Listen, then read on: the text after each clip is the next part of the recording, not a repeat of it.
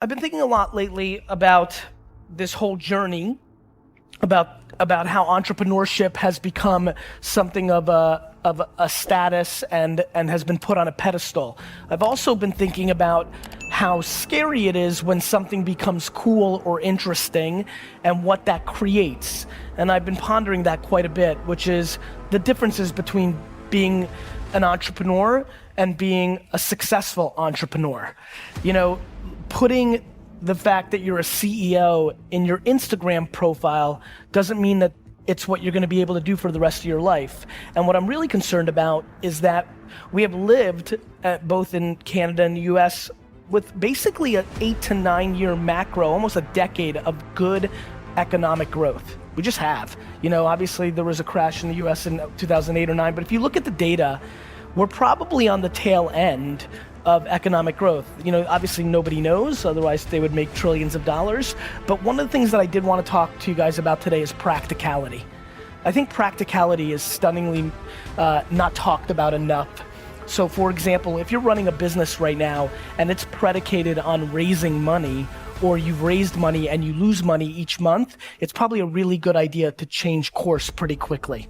Because the biggest issue for me right now is that we have a lot of people who want to build brands, who want to become influencers, who want to start companies, but they're not putting in the pieces that actually allow them to weather the storm. You know, the thing that I'm most proud of is the 2 biggest businesses I've ever built. I basically started them during very difficult times. When I first got involved in my dad's liquor store business, it was the late 90s, and just about a year and a half into my journey, I guess 2 years into my journey, the stock market crashed and all the internet companies folded, and all the people that were making money that I was targeting to sell wine stopped having money to buy wine. And then right behind that, because most of my business was New York and New Jersey based, even though we were building an internet company, it was only about a year later that 9/11 happened, and not only, you know, changed, I mean, for anybody that lived in the New York, New Jersey area, it was much more compounded for us because we lost loved ones, and I remember I lost 100 employees from one organization in one day. I had to go in hand by hand and take their emails out because everybody passed away from Cantor Fitzgerald that worked in that office. So I persevered through that because I was practical, because I didn't have a lot of overhead, and because I wasn't romantic, I wasn't dreaming. I knew that I had to buy and sell wine and liquor and beer, and I had to make sure that my expenses weren't greater than the money I was bringing in. VaynerMedia started in the ashes of the economic meltdown of the US. When I started VaynerMedia, people didn't want to pay $5,000, let alone the 50 or 100,000 they pay us a month now for our services.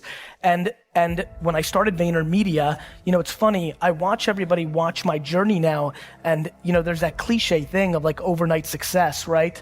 I'm gonna have this TV show come out this June, and it's gonna change my profile, right? I'm gonna sit on a stage with will.i.am and Gwyneth Paltrow and Jessica Alba for this Apple show that I'm about to do, and everybody's gonna say, where'd he come from? That happened overnight, you know? And it's even really happened in social. I'm sure for a lot of you, you've only really even have known about me for the last 6 months or so, even though I've been putting out content online for 10 years every single day. And so the thing that I've been really thinking about is practicality. Like VaynerMedia, even though I had already built a nice sized business, it wasn't like I was extracting a lot of money out of Wine Library. And so when AJ and I started VaynerMedia 7 years ago, we started it out of a company called Buddy Media's conference room. For the first 2 years that I ran VaynerMedia, we had no rent. We first worked out of a conference room.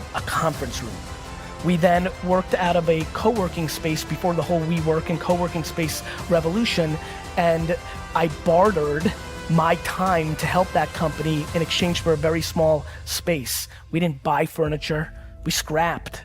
And I'd already made it, I was already rich, and we scrapped.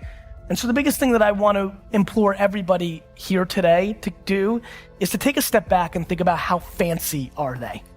Are you willing to be really, really, really ghetto? Do you really need that chair? Do you really need that piece of technology? Do you really need to fly that class? Like, I just think that we're living through an incredibly fancy culture of entrepreneurship.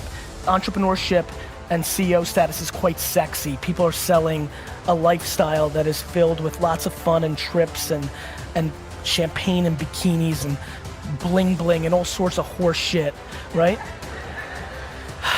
And I just think that era of this era is going to come to an end somewhere within the next 5 years. And very honestly, I just don't want a lot of people in this room that dream to build their own businesses to have to go work at a bank or go work at a retail store.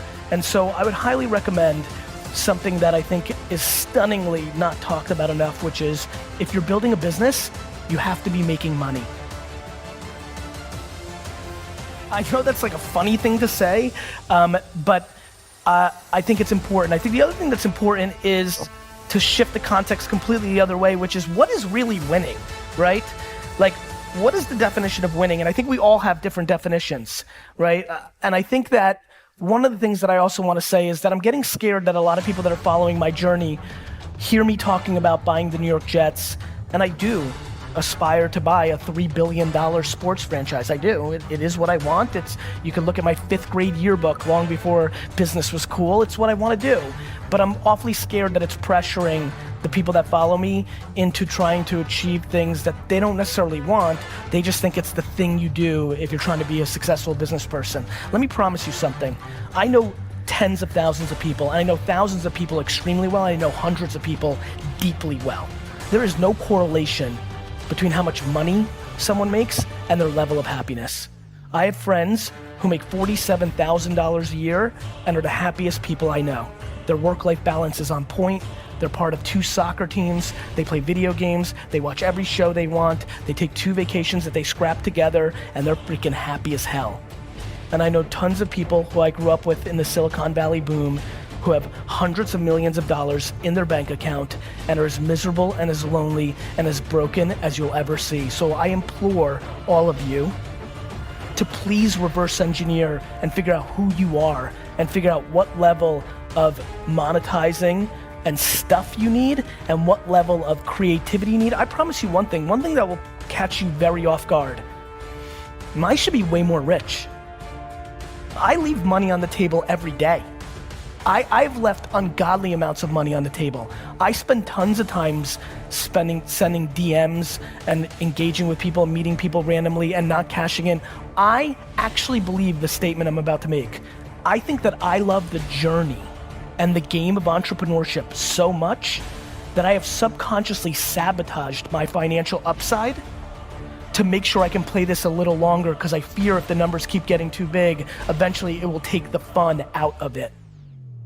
When you are lucky enough, like I am, to actually do something that you love so much, do something that puts pressure against the one thing you care about besides it, which is the time I spend with my family. My family is my whole life. And being this and doing this is the only thing that cuts into that. I couldn't breathe if I wasn't an entrepreneur. I didn't breathe when I wasn't an entrepreneur. That's the reason I got D's and F's in school, because I just couldn't be me. And I'm not capable of that. And so I think being here excites me, because I think coming to not LA, San Francisco, New York, London is always more fun for me. It always feels a little more practical. It always feels like there's a little bit more chips on the shoulder, which is what I have. But I want to remind everybody, just because you didn't grow up with a trust fund, just because you don't live in Silicon Valley, the market doesn't care. If you're good enough, you will win.